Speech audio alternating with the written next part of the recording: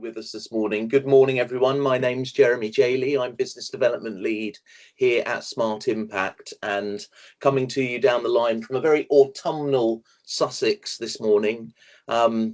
I'm sure most of you are here to kill some time with bated breath as you wait for the outcome of the US election. Obviously going to be dominating the headlines today.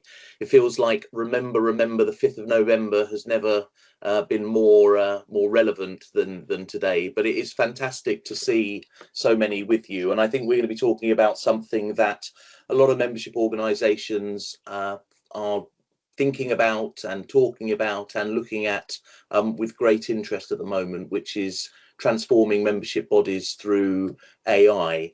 And indeed, we've got quite a focus this morning on unlocking the power of Microsoft Copilot, which is Microsoft's AI assistant tool within Dynamics 365, Microsoft's CRM platform. So it's great to see so many of you with us. It should be a mixture of a very practical session, but also hopefully a very insightful one.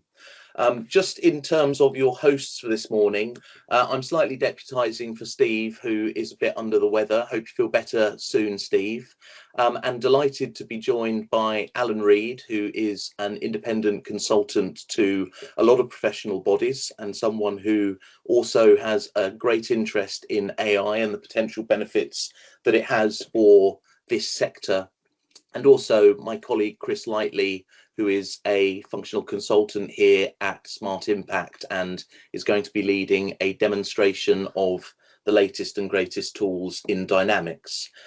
We're also really thrilled to be inviting Adam Richardson from the Fire Industries Association to do a bit of a fireside chat with us a little later on to talk about how FIA has adopted AI and AI tools within its work. And I think it would be fair to say that FIA have been early adopters in many senses in how they're using AI tools. And Adam has some really interesting insights into how organizations can roll their sleeves up and very quickly start getting benefits from the platforms. Just in terms of webinar etiquette, the entire session this morning is going to be recorded, so please don't feel like you have to take copious notes and be scribbling away. Sit back, have a coffee, relax and listen to the content.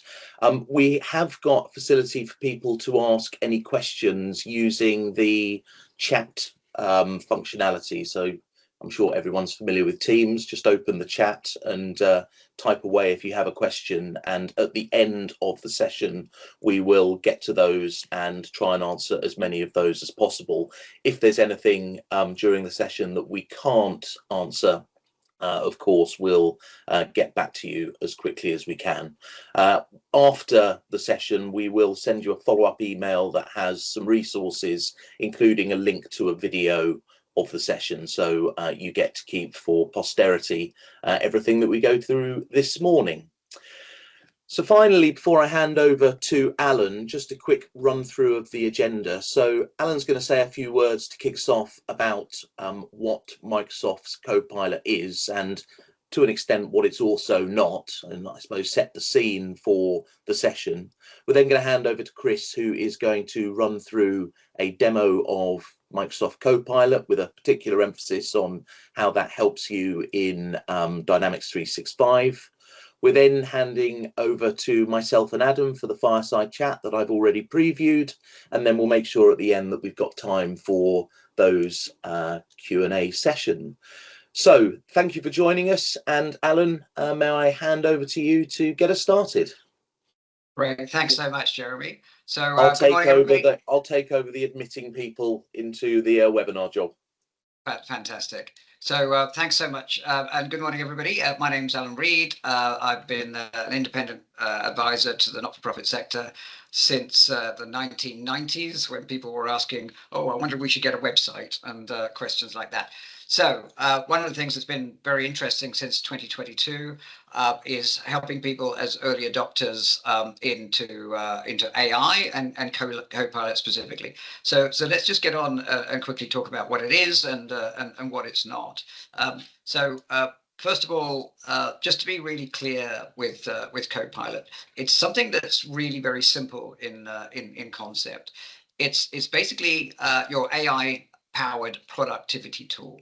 It's a productivity tool. Now, everybody remembers things like Clippy, going back, or people my age will remember Clippy, was this kind of pop-up paperclip that was very irritating and very annoying. Do you want to do this? It looks like you want to do that. And then it would always get it wrong whenever you tried to do anything. And your main thing with Clippy was to try and get rid of Clippy. The Copilot implementation of your personal productivity tool is extremely different. First of all, you can talk to it in a natural language. So when you want to do something, you just type natural English and then it does it for you. And it's there when you want it, but it's not intrusive, and it does all sorts of incredible things that people find it incredibly easy and useful to adopt to. So first of all, the whole natural language thing is extremely important. But the other thing that's really important is that it's built right into the tools that people are using every day. So I spend a lot of my time in PowerPoint. I also spend a lot of time in Excel. And of course, everybody spends a lot of time in Outlook. So the kind of things that are really common and that people are making use of all of the time are, on the face of it, actually pretty amazing. So basically, there are things that no one could have imagined, even 3, 4, 5 years ago that the computer can do for you. But here they are today, and they're built right into the tools that we're using every day. So they're not perfect. There are things that are changing, but considering the pace of change and how recently it's all happened, it really is an astonishing difference in capability and personal productivity over very recent times.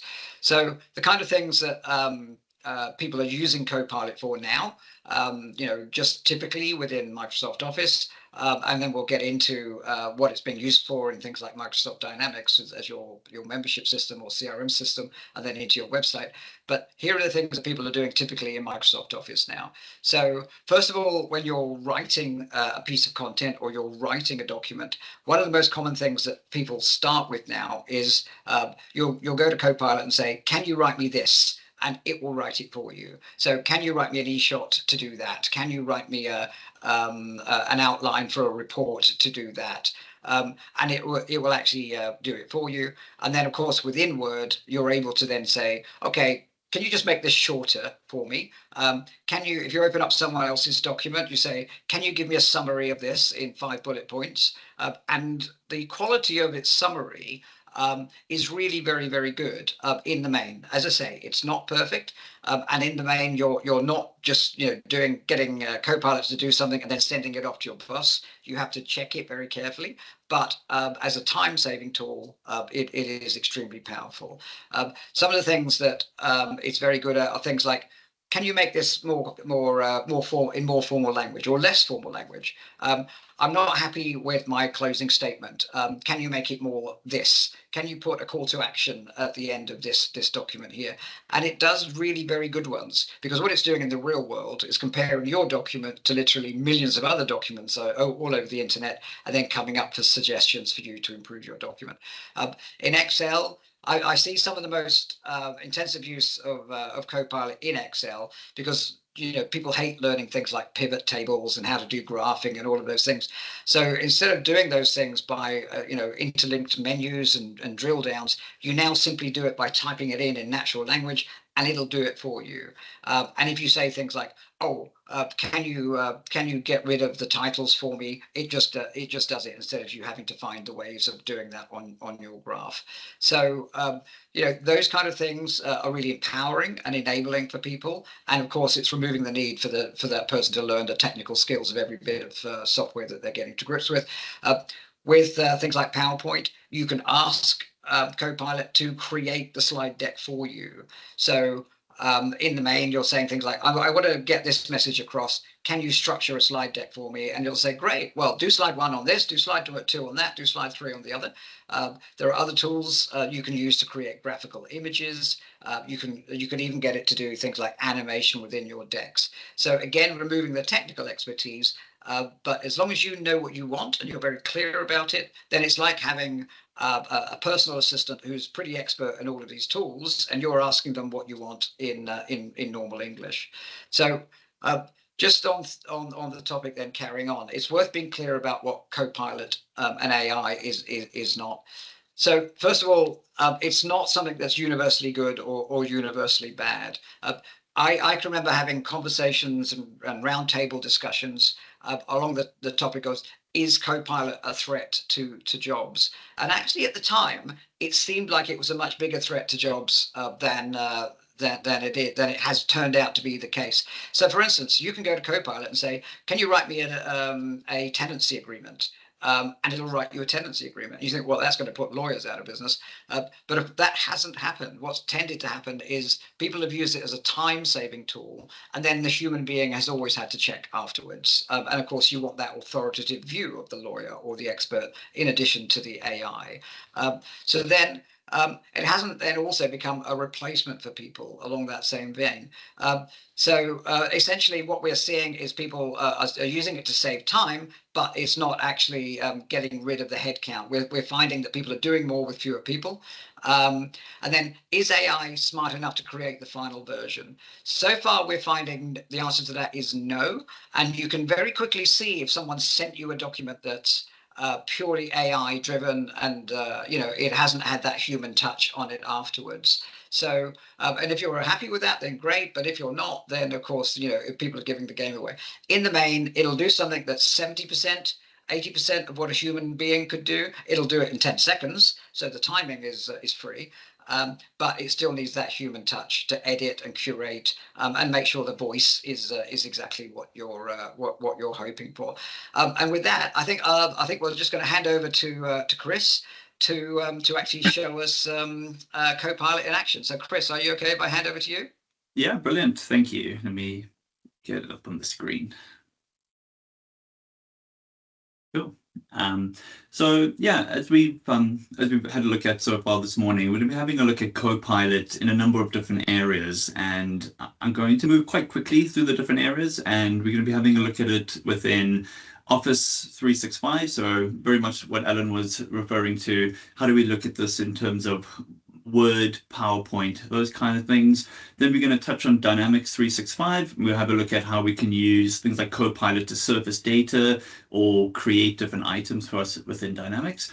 And then we'll take a bit of a dive into a more technical area, and we'll look at the creation and development of things like apps, automations, and even building out our own Copilots as well. So, when we think about Copilot, we think about a chatbot. So there is the concept of back and forth communication, so we can ask a Copilot to guide us through different things, ask it queries about things. But then there's also the concept of just straight generative AI, so the ability to give it a task and let it go and do its thing. So if I look at Copilot up in the top right-hand side of my browser, this is very much like ChatGPT, where we might be asking it questions, almost like a Google search, get some information. If we don't understand, we can do a bit of back and forth. But what Copilot on the left-hand side does is it brings that chat capability and puts it on top of the data within your Office 365. So now when I look at some of the prompts, it can ask me to recap a meeting about a show and tell. It can ask me to, if I want the latest information or updates regarding a certain contact, which is Bob Moses.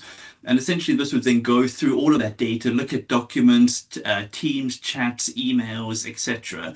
And we can see there's no chats about Bob, but we've got plenty of emails and things like that. So just simply using that Copilot dashboard, we can start to get a better understanding of our Office data. We can ask for queries. We can ask it to find gaps in everyone's schedule. So if you have 20 people that you're wanting to get together in a meeting, Copilot can go out and find the suitable gaps within our calendars to do that for us. If we move over to Outlook, if we just go one step along, I have an email from Bob, which was a bit of a back and forth.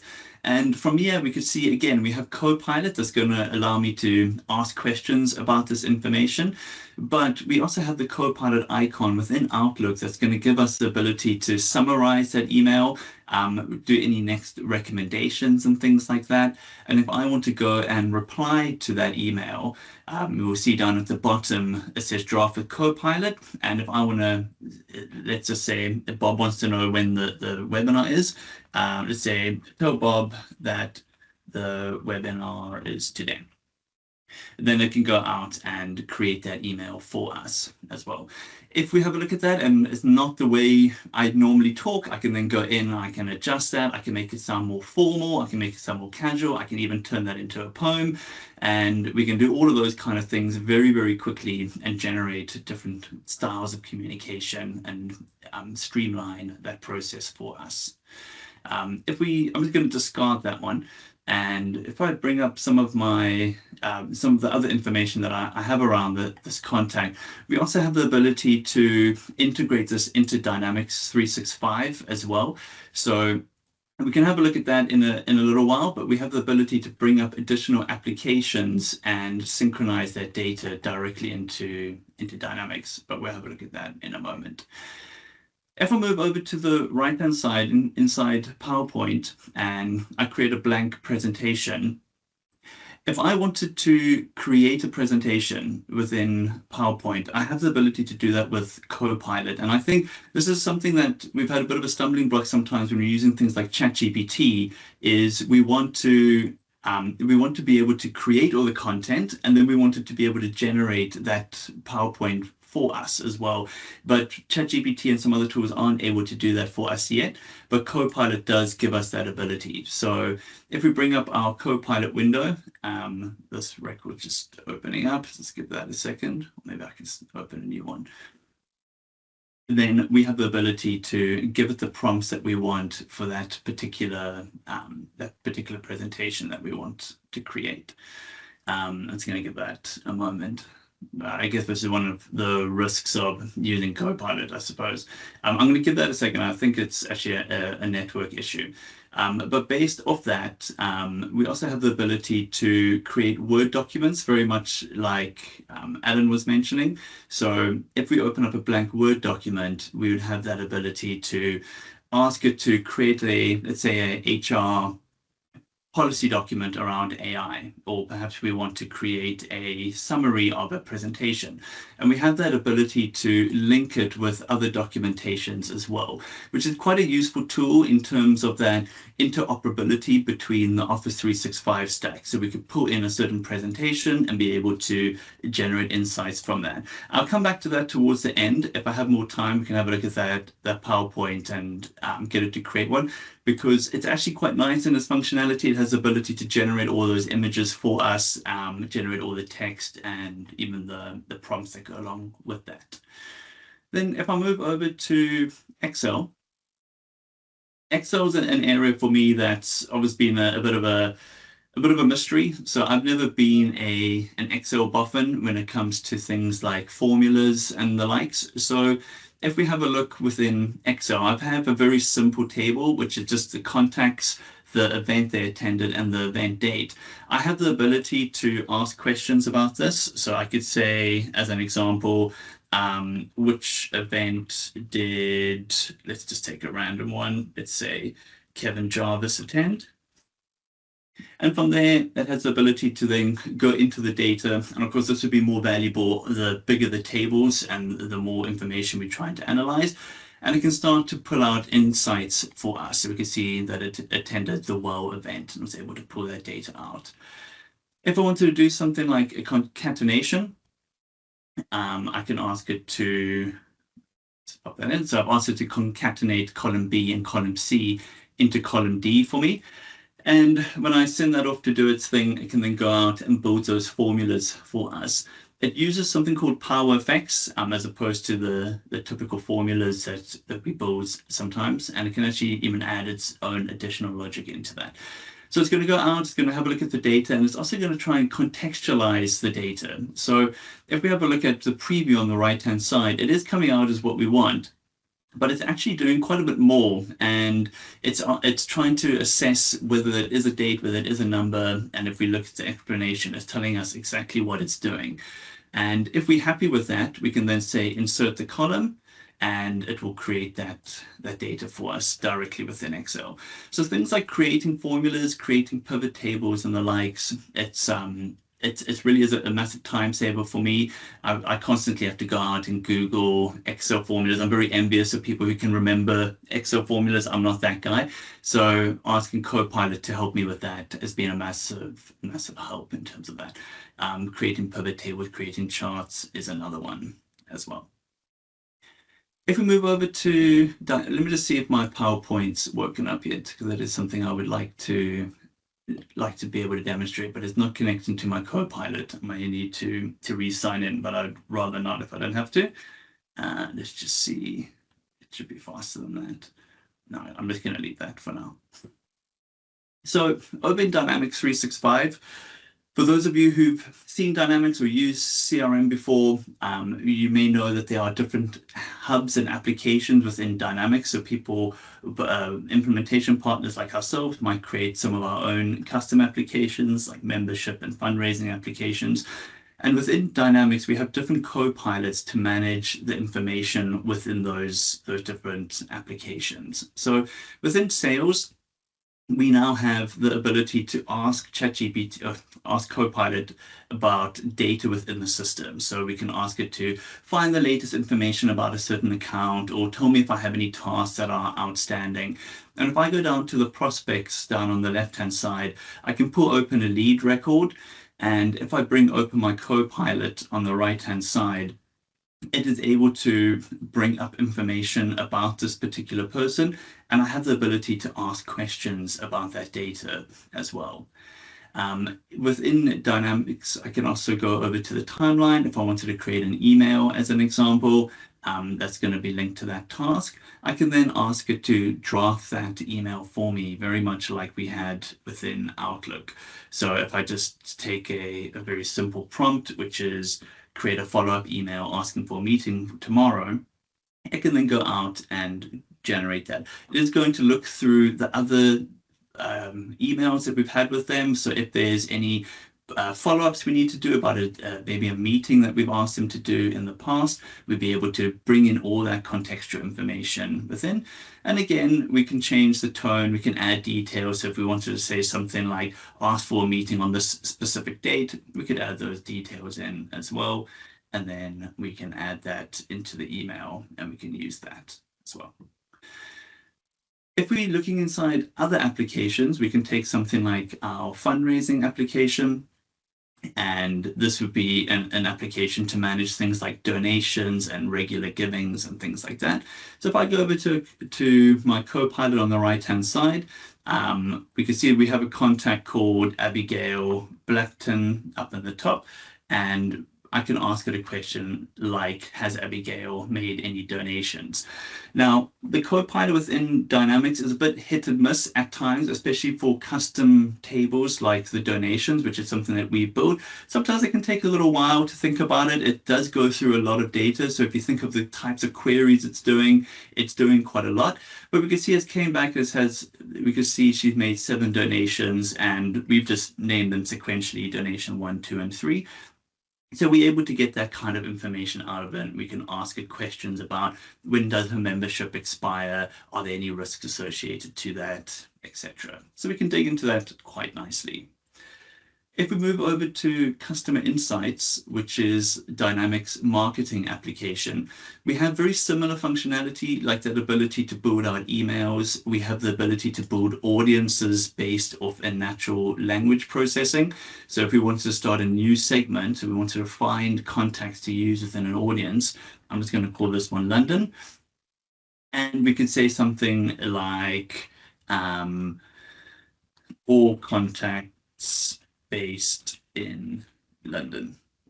And we could see there's other prompts of things that we can use, but I'm just going to keep it like that, quite simple. And it's going to go out, it's going to assess all the data related to the contact, where there could be tons and tons of different records and tables associated to it.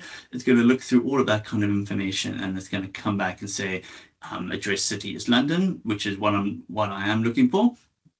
And we can use that now within our segment. So without having to understand how to build out queries and logics within our audience builder, we can just ask the Copilot to build that for us. And if I go out and I'm going to save that and make it ready for use so that I can use that in a customer journey or automation, that's now ready for me to go. And if I move over to journeys on the left-hand side, if I wanted to create a new journey, which is all about email automation, we can do that using Copilot as well. So if I let me copy paste along once, you don't have to watch me type this out. So I've said we're starting with the segment London, and then we want to send them a reminder email. We're going to wait a week. We're going to send them another email, and then we want to create a task at the end of that. So normally we would need to go and build that automatically. Let me just see if I can add that one in again. Sometimes I don't like it when I type actually, or when I copy paste. I'm just going to say create a, no, I don't want to type that all out, I'm too lazy. I'm just going to add that in, and if it fails, I'll just ask it to do it again. But it's going to go out, it's going to look at that information that I'm asking for, and then we could see this is a preview of it. So down on the right hand side is what that journey is going to look like, which is exactly what I'm looking for. So I'm going to say create that journey. And now we could see that we're starting with that segment we've just built. We're going to send them a reminder email. We're going to wait 1 week. We're going to send them a follow-up email, and then we're going to create a task. So rather than having to know how to build out our automations and things like that, we can just dig straight in and create that journey automatically using Copilot. The next areas I'm going to touch on quite quickly is our ability to build more technical applications. So under the hood of things like Dynamics is what's known as the Power Platform and Power Apps, and that's our ability to create applications and development within the Power Platform. So if I go and ask it to create an app to manage contact check-ins at an event, and I'm going to hit go on that, it's going to think about what I've asked, and it's going to start setting up the data tables in the background. So it's going to think about what kind of information do we need to record if we were at an event and if contacts were coming to us and we wanted to check them in. So we're going to look at, this is just a rough data table. So it's looking for the attendees. There's going to be a check-in record associated to it, and there's going to be an event check-in or an event associated to that. Now I'm going to go and save that. Now, this can take about a minute or two to create the application, which doesn't sound like a long time, but it is a long time if we're on a webinar staring at a loading screen. So I'm going to move on to the next screen, and we'll come back when that's finished thinking about it. In terms of Power Automate, this is an automation process application. So if we want to build any kind of automation really, so creating records from an Outlook email or from an Excel or sending me a notification when a certain thing happens, Power Automate is the way to do that. So I'm going to take a very basic example of an automation, and I'm going to say for each row in an Excel file, I want to create a record. I'm actually going to take the contact out. I'm just going to say, let's create a record in Dataverse. Dataverse is the database sitting underneath Dynamics 365 and Power Apps. And we can see very quickly it's built out the suggested flow. So it's going to start when a button happens. It's going to find the rows in a table. And for each of them, it's then going to add that row into Dataverse. That's actually pretty good. That's really all I need. I would need to add some parameters like which file am I looking for in particular, but in terms of how it works, that's pretty close to what we need for an automation like that. Let's double back quickly to our app and see if it's been built. It's just busy rendering now, so it is onto the next screen. I'm going to come back in a second so we don't have to watch it load either. The last thing I want to show you is Copilot Studio, which is the ability to actually build out our own copilots. So we've seen inside things like Dynamics 365, we want the ability to ask it questions. Perhaps we want our own copilot within Teams that we can ask questions, or perhaps we even want one on our own website where prospective clients or prospective members can come and ask us questions about our data. Or answers questions about our membership benefits and things like that. So inside Copilot, I can build out our own Copilot using Copilot, so it can an AI to build an AI. But we'll just go in very quickly and build that from scratch. And we're going to start with a blank Copilot, although there are a lot of different templates in place for us. So I'm going to create an extremely quick one, which is just a Copilot that's going to help prospective clients of Smart Impact to better understand our technology. The very basic instructions, we're just going to say use your knowledge to do that. And the knowledge that we're going to give it, it's just very simply our own website. So we can add knowledge as a public website. And now it's going to, rather than use its own information, own context, it's going to go into that and look at our website.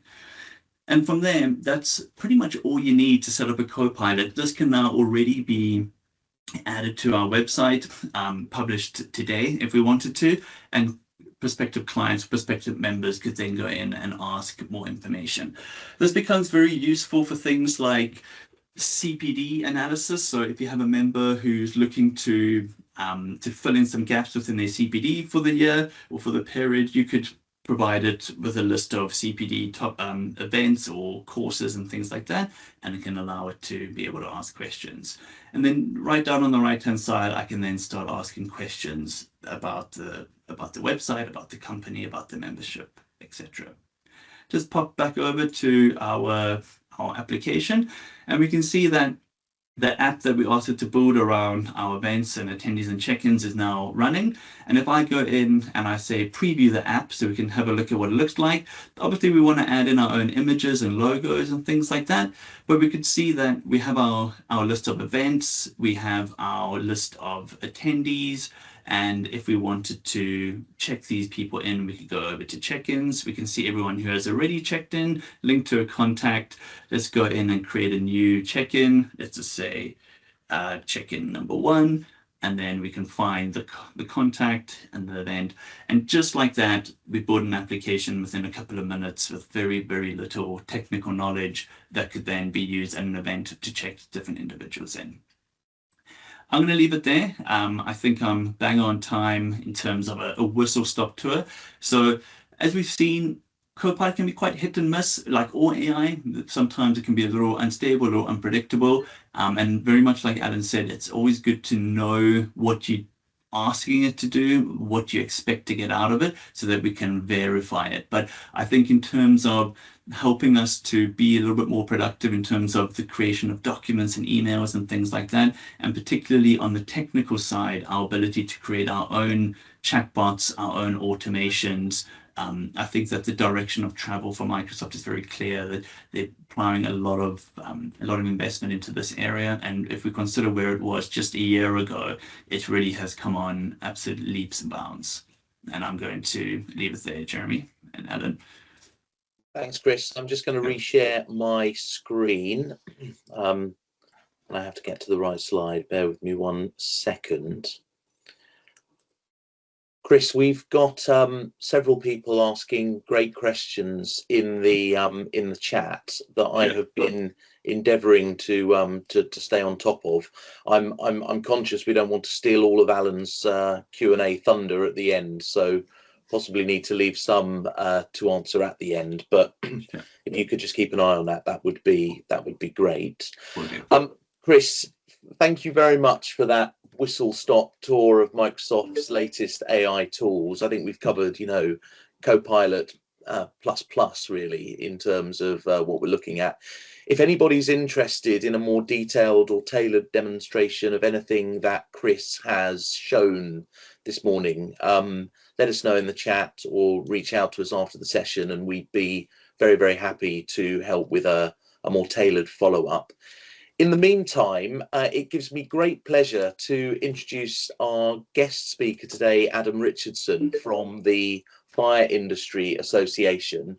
Adam is going to help us explore some practical applications of AI tools based on his experience of implementing several of these at FIA.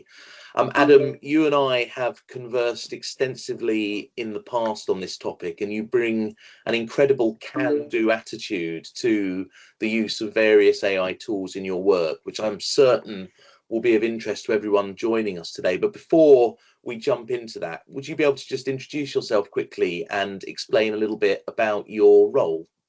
Yes, certainly. Thank you. And also, Chris, that was awesome. It was really good Brilliant, to learn thank you. more about the suite of AI within Microsoft. I'm going to be speaking about something slightly different, but before that, as my name's Adam, I'm the general manager at the FIA. I look after finance, marketing, operations, and digital. The FIA is a business-to-business trade association working in fire safety. Really quickly, there's 4 key things that we do. We've got 1,100 members. We're the industry's largest training provider.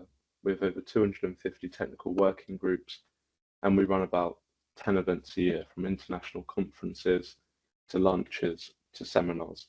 So as you can probably tell, there's quite a lot to be doing. And to do that, we've got a lean team of 25 people. The reason I've given you that context is it helps frame how we've used AI to deliver more and act as if we're a 40 or 50 person company.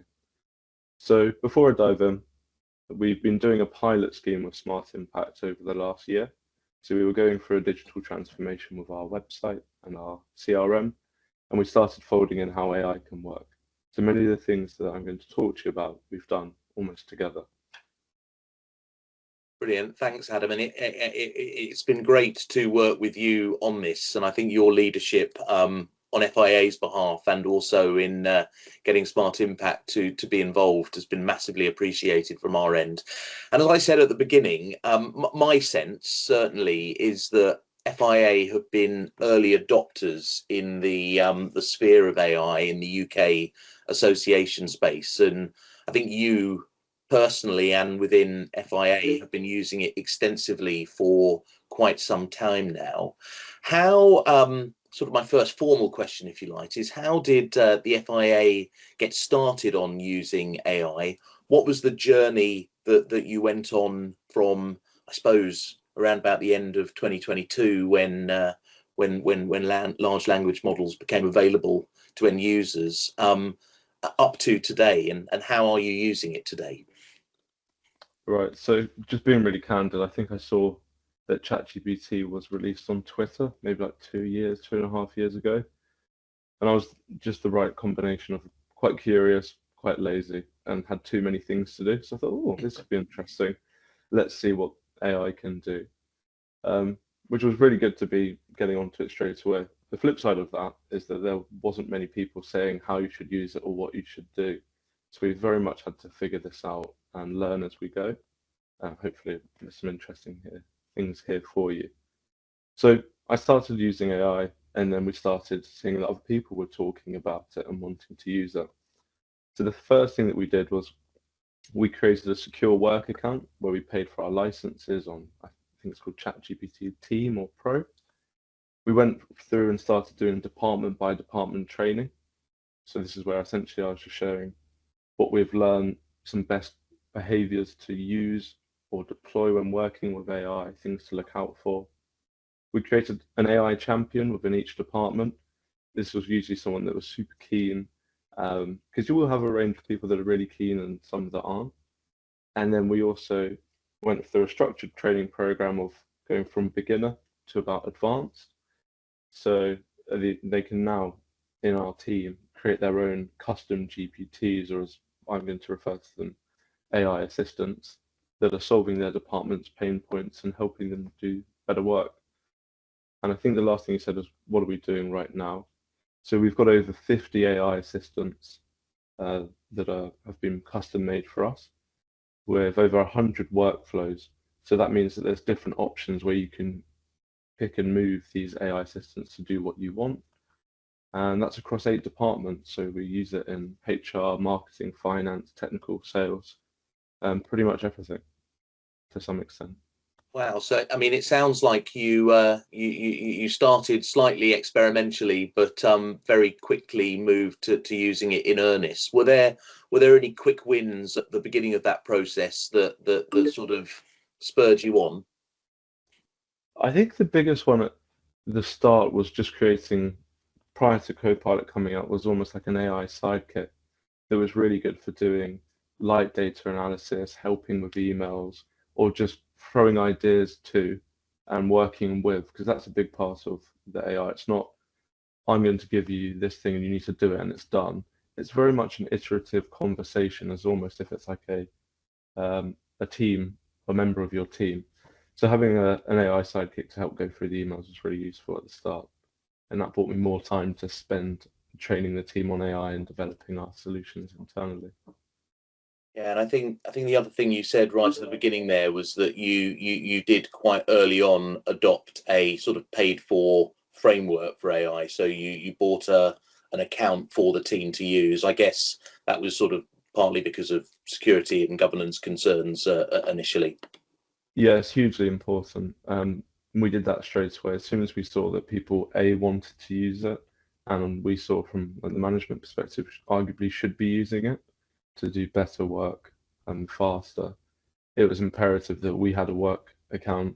We turned off the training function within that account so that our data wasn't being used to train the big model. I'm sure there's a technical term that I don't know. And we were in control of that, which was infinitely better than letting us, or not letting, but the fact that our staff would have just used it on their phones or their own devices, something that we can't control. Yeah. Okay, so sounds like effectively dive in to an extent, but start using it was the key to your early adoption of it.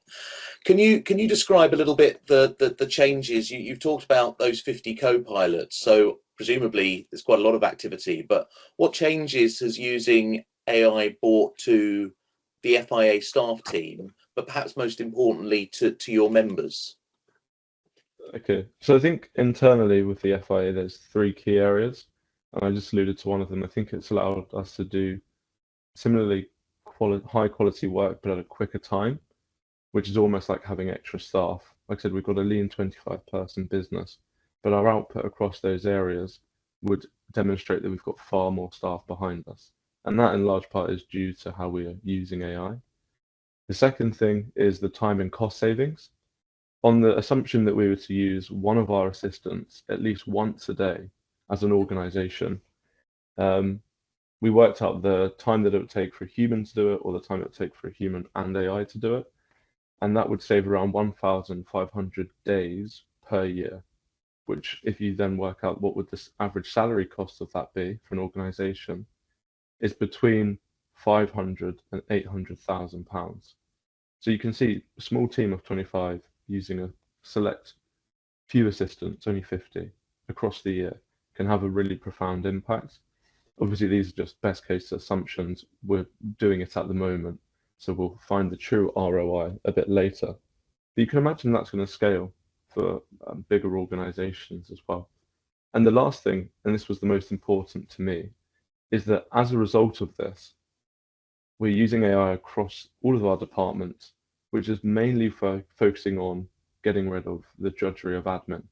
So we're finding that our staff morale is increasing. I have less people coming to me saying, oh my goodness, this is really quite mind-numbing. Can I do something else? And in the past, I had no choice but to say, unfortunately not. Whereas now where we've got AI assistants helping us doing a lot of that admin, our staff are able to be more creative, more collaborative, and more strategic. And they're the three things that really bring member value, whether that's bringing a new member benefit, going out to more site visits for our members, or giving more customer service, or sorry, a better customer service on the phone or via emails. So there are many ways that our members are also benefiting from us working a bit faster and a bit smarter.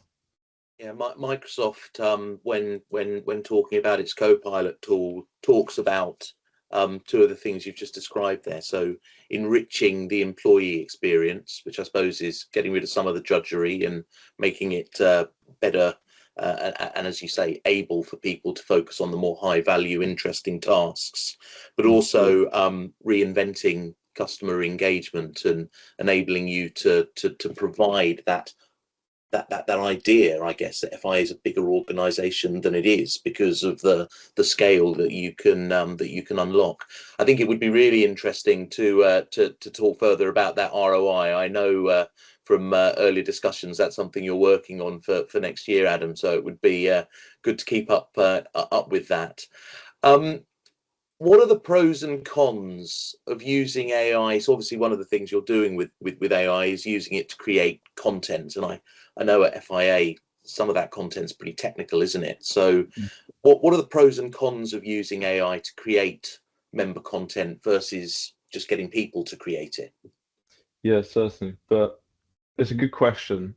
The versus word's slightly tricky. So I'm just going to reframe the question if that's okay. Because the versus makes it sound like it's either a person or AI, where the truth of it is it's either a person using AI or a person not using AI. And I think that's a big problem that the team initially felt. It felt like it was either all AI or all people, whereas that's not necessarily the case. So an example of how we're using AI to help us deliver content for our members is, as I said, we've got a few assistants across departments.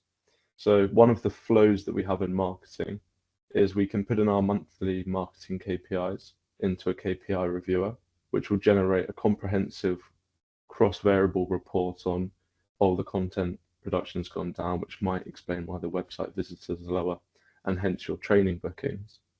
That report we then send automatically with a click of a button to an advisor, which is a best-in-class CMO that will give us some advice and marketing guidance on that report, who will then send that to the marketing planner, who will build you out a comprehensive campaign to fix the very issue that the KPI report found.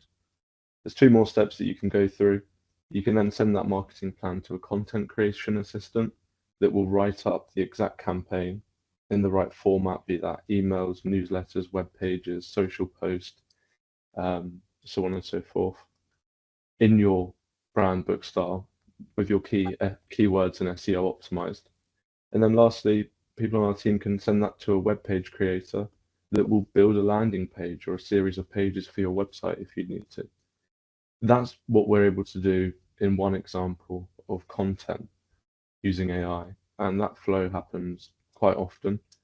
Sometimes multiple different flows are done for the same KPIs to address different areas. And you can do that in all less than an hour. Is the production of it, then the reviewing of it, and editing of it will take time depending on how much you wanted it to do. So they're the pros of it. Do you want me to go through some of the cons? Just one quick reflection before you do, because I think it's fascinating how you're describing what you're describing there. So you're talking about it's really important to think of people with AI. That's the concept. So that helps you to I suppose eliminate any nervousness to some extent and eliminate the sense of threat around the AI. But when you talk about those assistants, it sounds like you're talking about people. It sounds like you're talking about people with specific functions within the organization. So effectively, you've created a way to augment your team with specialist skills that you don't necessarily have in a 25-person team. Yeah, it's been massively useful in, obviously people are people, but the people within work do specific roles, and within those roles there's different tasks. So you can essentially build an AI assistant to help people do that given task, reviewing KPIs, making a marketing report, building a marketing plan, creating the content. So yeah, in many senses, it's like having extra people on your team if you can build the assistant as well. So what about the cons? Are there any cons you found? Yeah, there are huge amount of cons of using AI, as there is with any technology. It's only as good as the people that are using it and the training they've had as the first thing. But some examples, if people aren't reviewing the work adequately, then you're going to have huge issues there with maybe subpar content, and that's not good. If the assistants aren't well made in and of themselves, you'll have to spend more time fixing the work because it's putting out in American spelling or not in your brand book or SEO style, which isn't useful. And then lastly, because it's able to produce more content at a time than, let's say, a person is, if that content is of a lower quality, you're going to perhaps put a lot more work into checking it, editing it, and improving it. And it can quite quickly, if used not optimally or badly, be a detriment to your team, which is why it's really important, we found, to spend a lot of time building the assistants how we need them and training the team. And there's this really corny phrase that I use. I think it's from Woodrow Wilson.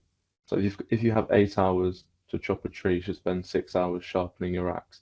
And that's exactly the same with AI. If you jump straight into it without having put the thought or the time in, you're going to end up with far more work than you wanted or than you had at the start. Sorry, that was a bit rambling.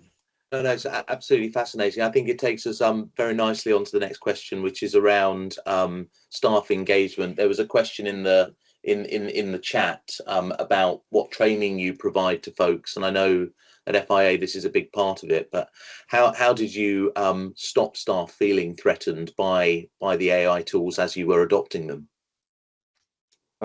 Yeah, so this was, to be honest with you, probably like the most difficult part of this whole change. The technology, as Chris displayed, is super straightforward, and it can be quite simple to get started with it to have good outcomes. But the people side was the biggest challenge I think we had is or was. And it's completely natural that people felt threatened. Like, it's new, it can be quite complex, and there's a lot of hype and pressure around it. So I fully understood where people were coming from. A few of the things that we did straight away was spoke about it. It wasn't something we kind of just buried and said, don't touch it, it's bad. We said, this is invariably going to be coming. Here's an avenue for you to work on it, aka the workspace. And then we started doing conversations, finding pain points, doing training.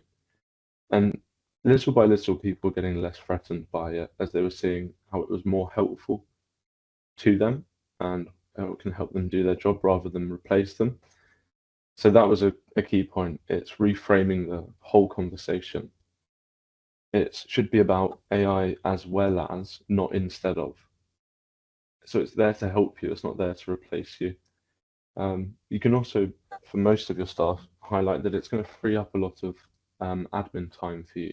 So you can spend more time likely doing the things that you enjoy, whether that's collaborating, creating, or being strategic and planning ahead. Sorry, Jeremy, what was the latter part of the question?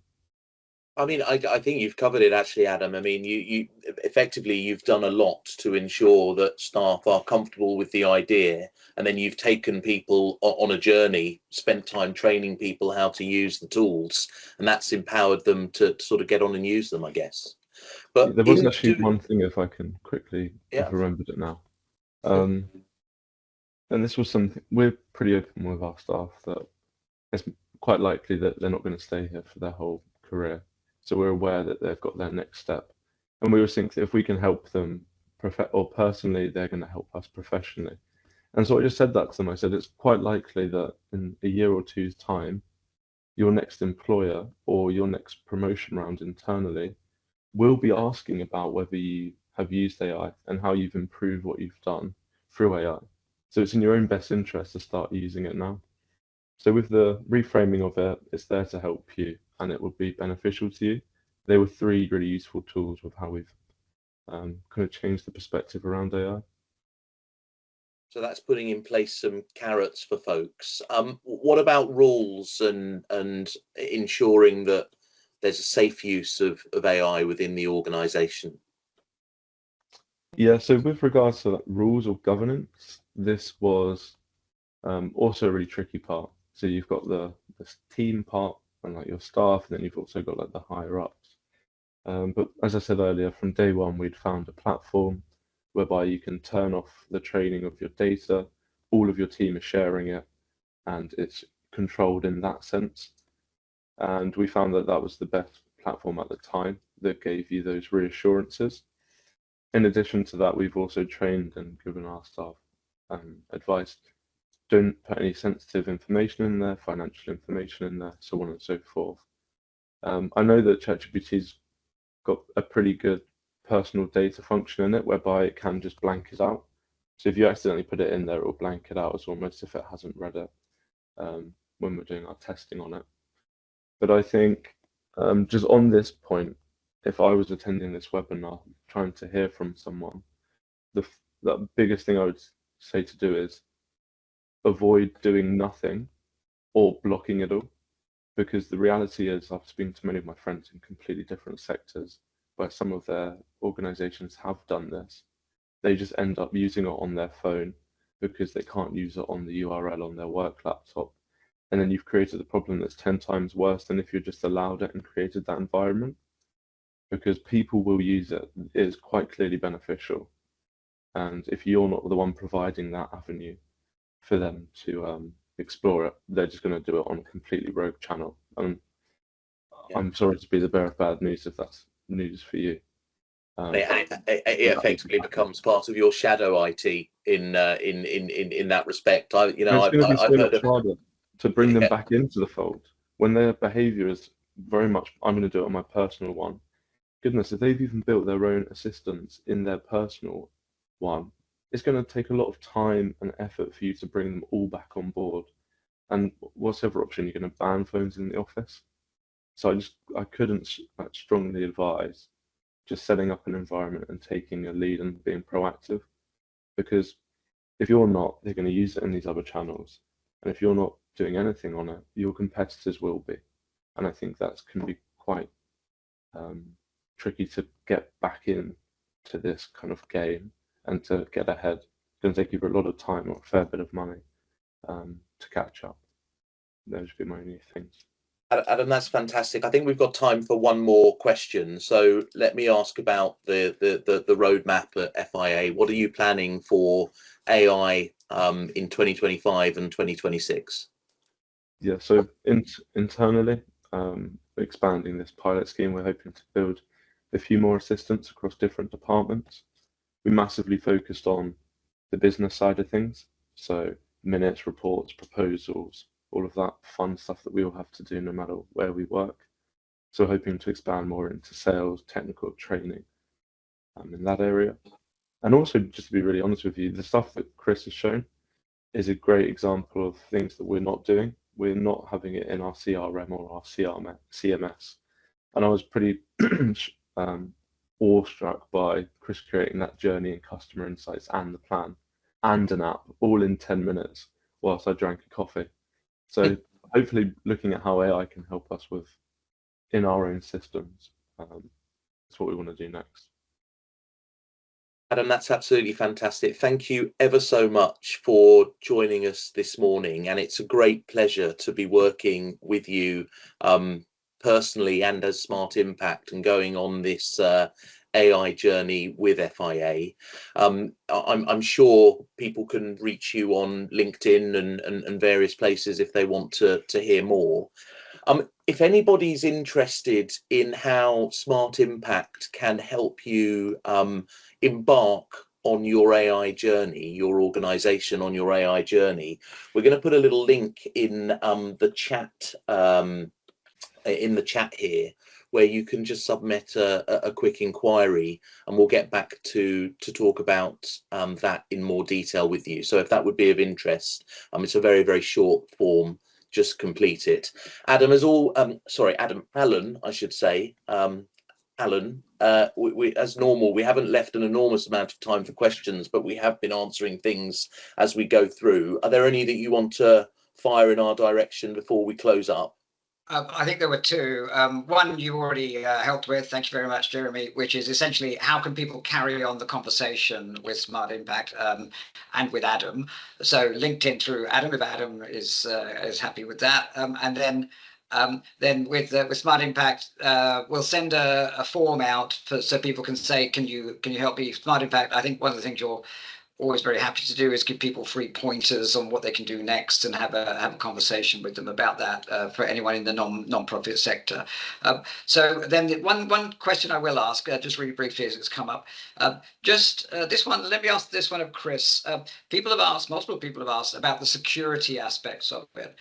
When you're giving your co-pilot enough information about your organization, then are you giving Microsoft your information too? Are you giving it information about your CRM data? Are you sharing your information with the world in order to get Copilot to help you? Could I just get your comments on that as just one question that has come up? Yeah, so it's actually come up quite a lot in the chat. So there's quite a few questions about that. And what I'm actually going to say, I'm going to deflect that question a little bit. I'm going to say we are going to chat about that quite a lot more in the next webinar. But what I actually want to say, Alan, is that question needs to be expanded, that it's not only Microsoft that we need to be concerned about or sharing that with third parties. We also need to think about access to that data internally, so that we don't want Copilot to be a backdoor to allow people to access things like HR records and things that they shouldn't. So we need to make sure that data governance is correct within your SharePoint locations, and then we need to make sure that we are not sharing sensitive information with Microsoft, that we're turning off things like share my data for learning processes and things like that. And that actually goes back to what Adam was saying as well, with the risk of allowing people to create their own assistants and things like that on their mobile phone. You don't know what data governance they're going through, and are they sharing sensitive information and things like that. So that is definitely a topic for the next webinar. But yeah, suffice to say that we can control that. Fantastic. All right, I'll just hand over back to you, Jeremy, just to wrap up, if you don't mind. I think obviously we're all conscious we're a minute over time. Yeah, absolutely, Alan. So look, I think Chris has already teed this up, but we are running a second webinar on AI later this month. So on Tuesday, the 26th of November at 9:30, we're going to be talking about embracing the future with AI, and particularly around driving member engagement using AI tools. So how you can recruit, excite and retain your members better by using AI to support how you are engaging with them. So please do join us for that, and we'll absolutely make sure that we cover that question of governance, privacy, etc., which is obviously so topical at the moment. Finally, thank you very, very much for coming along. We're going to email you with the slides and a copy of the recording, and we'll also send you that link to the follow-up form. And if you would like us to get in touch to talk specifically about how we can help you to start adopting AI in your organisation, we would love to hear from you. Thank you for all the kind comments. Enjoy the rest of your election day. See you soon. Thank you. Thanks, everybody. Bye-bye. Thanks all.